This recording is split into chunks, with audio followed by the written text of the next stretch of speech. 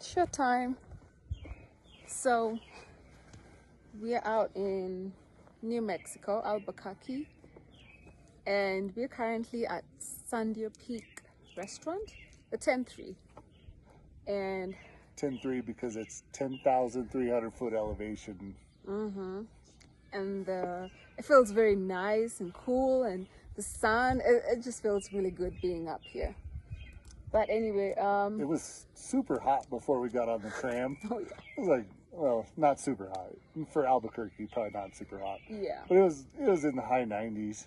it And was. then we got off the tram because it went 4,000 foot up. And when we got off, it was probably a good 30, 40 degrees cooler.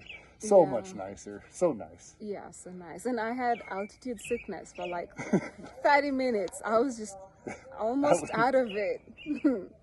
But anyway, I was worried you were going to pass out. I was worried I was gonna pass out. But we were on top of that, staying hydrated. And one of the ladies told us about caffeine, which whether she meant like a Coke or whether she meant like Yeah, she suggested like Coffee. a Coke, but caffeine. caffeine. We didn't do that, but anyway, got to feeling Water's better. a huge thing for altitude sickness. But Yeah. Back to the point. Back to what we were Back talking to about. the point. So anyway, we were talking about on our way here to Albuquerque.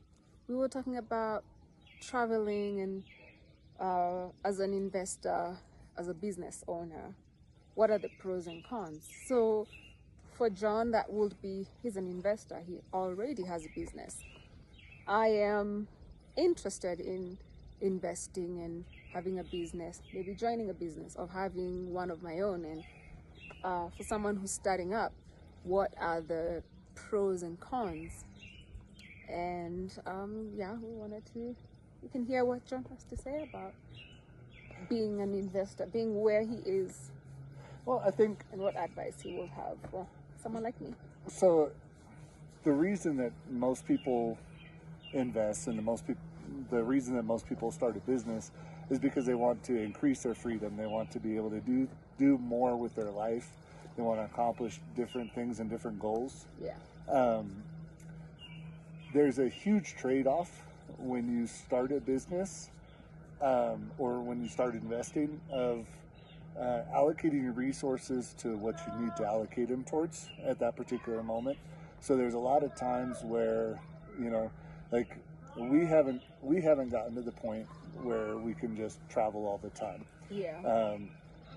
We are to the point where we can occasionally travel and have a good time, for something special like your birthday. Yeah. Happy birthday, Thank by you, the way. baby.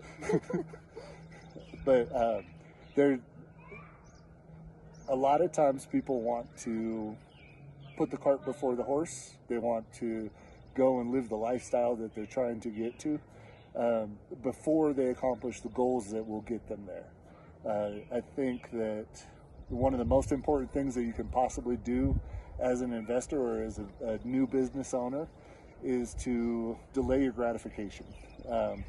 To say now's not the time. But there's a really, really important balance there as well too, in the fact that if you delay your gratification too much, if you're always telling yourself no, what is your motivation? Like, do you really have a driving force behind you of like, this is what I want to get to? If you're always telling yourself no, then you're probably not going to have that driving force or that driving motivation behind you. Yeah, and I think that does make sense for example, if someone is starting out or wanting to start out, you have to know that if it's a new business, it will take time for that business to pick up.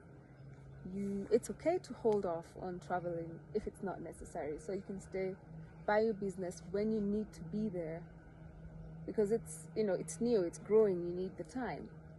So you can, there's nothing wrong with going for a weekend if you don't need to be by your business, but do not leave your business quote unquote unattended because you gotta go for a couple of days away.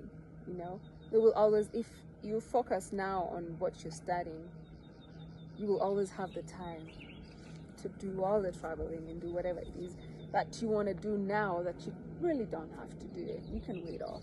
Right? So, Yeah, and also I think there's a huge difference between someone who's making $100,000 a year and someone who's making $100,000 a month. Those resources are completely different. So there's a completely different way of looking at something like traveling. If you're making $100,000 a year,